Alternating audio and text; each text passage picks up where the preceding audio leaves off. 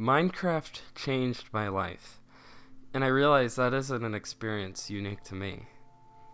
Minecraft is unlike any other game in existence, except, of course, the carbon copies. There isn't a single other game in the world that gives the same experience and feeling as Minecraft. If you'll stay, today I'll go over my personal story with the game, and how my life has developed and been shaped in many ways through this little Swedish game.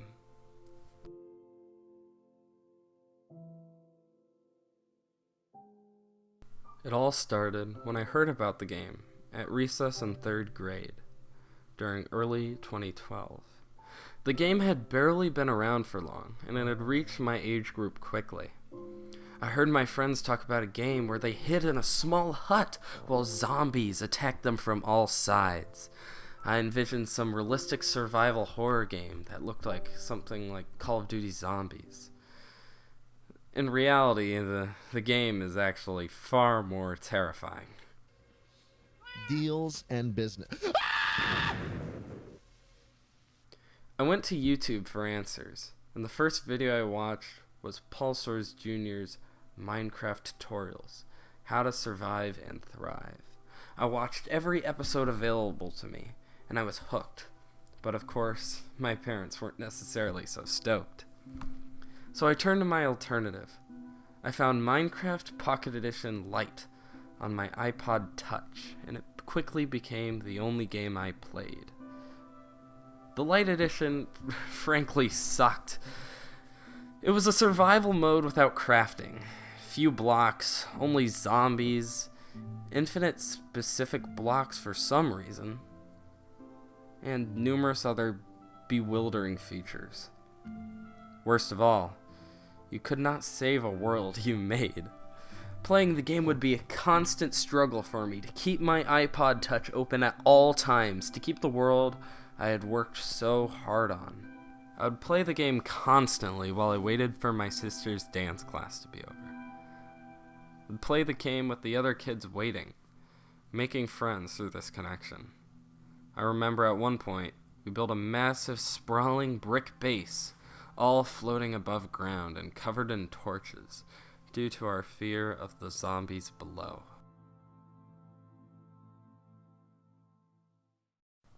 Eventually, I would approach my parents again to ask if I could buy the game. I was actually successful this time, and I bought it on my mom's crummy laptop under the username Gandigger02. My first spawn in-game was in creative. I was stuck on this island in the middle of nowhere. I didn't know I could fly, so to escape the mobs of my 3rd grade nightmares, I built a massive pillar of diamonds to the build limit, setting up another messy base in the stars. I would only become brave enough to try survival when one of my other friends, Eddie, came over with his laptop to show me a server he found. I don't remember the name of the server, but I do remember how it worked. You'd start in a small hub area, surrounded by nether portals. You'd use these nether portals to access the outside regions of the world, where you would choose a land plot where you could build, dig, and do whatever freely, and have your progress protected by this claim. I chose a plot near my friend, and we played on that server for a long time. Despite our tiny plots, I was able to find my first ever diamond, which I turned into a jukebox. I built a very basic treehouse with an amateur netherrack top. It looked hideous, but I loved it, and quite frankly, I miss it. Despite all the time I spent on the server and being 10, I was banned from the server for cheating, even though at that age I didn't even know how to apply a texture pack. After getting banned from my last server endeavor, my friend Eddie made a server for our entire friend group to play on, including another one of my great friends, Ben. I built many houses in this server, some small, some large. This server was the peak of Minecraft for me. It's a game that needs to be shared with people you care about and enjoy. Any personality can be reflected in a player's actions, meaning the people you enjoyed playing with were the people that you just loved to be around. It's honestly a miracle that the server worked as well as it did, considering our age and lack of technical expertise. But Eddie was miles ahead of the rest of us, and made something incredibly special that we all shared. Unfortunately, in the middle of all this, there was underlying issues within my friend group. I was extremely unpopular, to put it lightly, in elementary school, and as such, people didn't always want to be associated with me.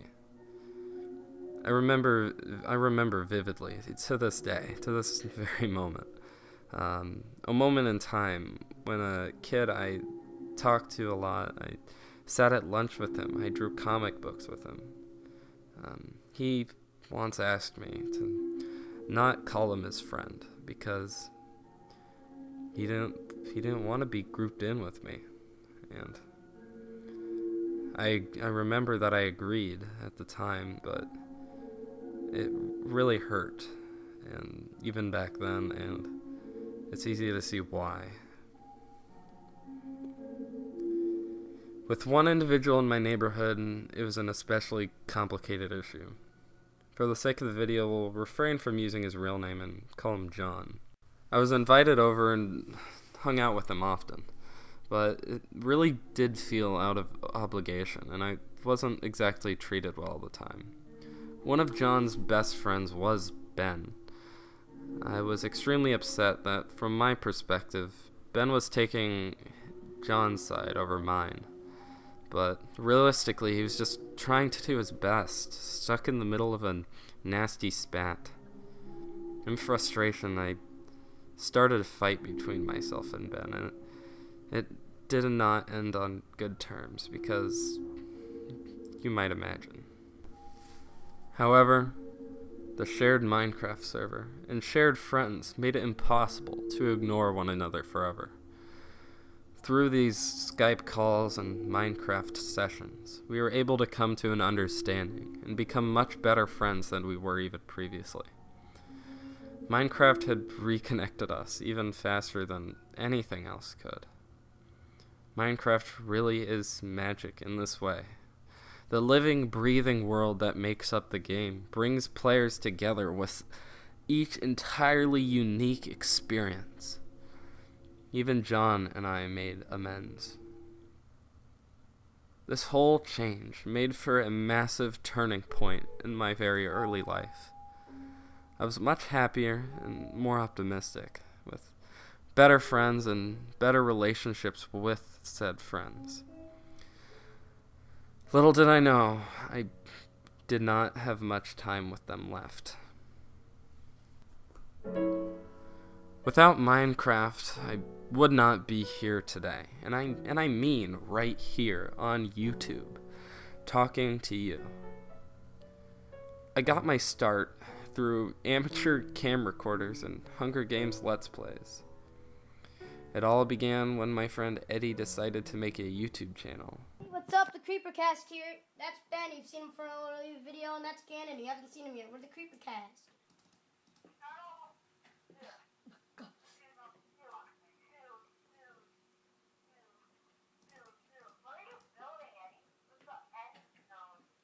Oh no, that's just to get on the roof. I did that temporarily.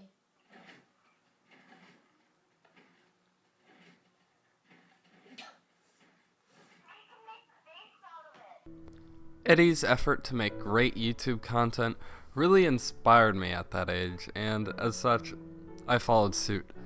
I assembled a admittedly crummy camcorder stand out of nothing but Lego Duplo blocks, and I recorded some videos.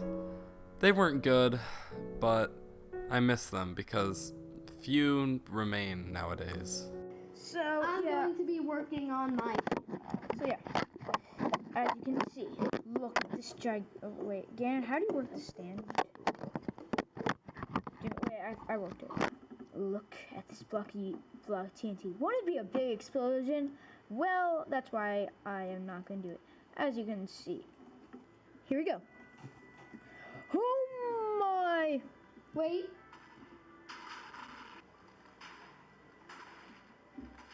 Set. Darn it, caps. Whoa, dude, the TNT just sent me flying. Look. Oh! So, goodbye, YouTube, and farewell. This has been a short video Of the Creeper Cat. Oh my gosh. We're soon to be Creepercast. I didn't know it, but on my very last birthday I would spend with these friends, Eddie surprised me with a co-owner role on his server, and many other game items of my choice. Despite being just a name title and in-game items, this was easily one of the most meaningful gifts I've ever received. It was thoughtful and out of the blue. It left an undeniable and frankly unexplainable impact on me that it still remains to this day. That summer, my parents informed me that we'd be moving yet again. I had spent 5 years in the state of Indiana and had just finally been able to establish myself, thanks to this simple game and the people around me. However, none of this mattered, as all my progress would be stripped away from me yet again, right as I was going into junior high. Before I left, my friends pulled together and created a shoebox full of items from our time together. This included an origami clone trooper, a lightsaber, and most notably, a cardboard diamond pickaxe that Ben had made and cared about for a long time. I can hardly put into words just how meaningful this was and still is to me, or even why it's so valuable. This whole compiled gift showed me that through what seemed like incredibly dark and unforgiving times, I had people who cared about me. As I left, I used a little Minecraft connected photo maker on my iPhone 4 to make a little tribute image to our time together. An image I haven't seen in 6 years.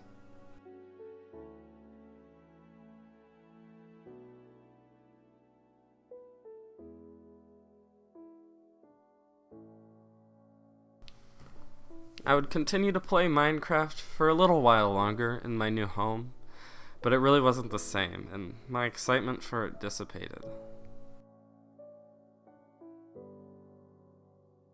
Minecraft isn't really a game in the typical sense. It isn't a guaranteed outlet for a good time. Minecraft is what you put into it, or what you shared in it.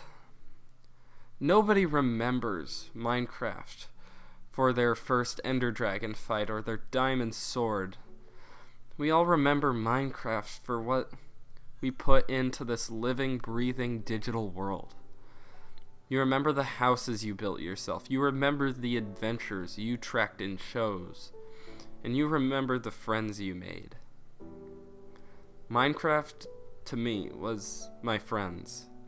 It was the long Skype calls, bad laptop computers, simple box houses. I love this game beyond words. I owe so much of who I've become to this game. This game taught me how to find my true friends, the value of shared experiences, and the importance of healing wounds. The people in your life are the most important pieces to this puzzle. Without question, they're the most important part of everyone's lives, and I'm eternally grateful for my friends past and present, who have tolerated me this far. Writing this video was an emotional adventure for me. Finding artifacts of my past nearly brought me to tears. What shocked me the most is how much I remembered of my time with this game. My experiences in this game stuck with me. Even the most mundane aspects of early builds dwell vividly in my memory. Exactly why? I have no idea. But to me, it shows how inexplicably special this game was to me, and likely many of you as well. I want to thank you for watching this. This video has been a large effort by myself and even my old friends. I realize this video is in many ways made for me, but I hope you could relate and take something away from this. It means so much to me that you'd let me share my experiences with you, especially this far into the video. And I'd like to know your story as well. So if you would, please share those in the comments below.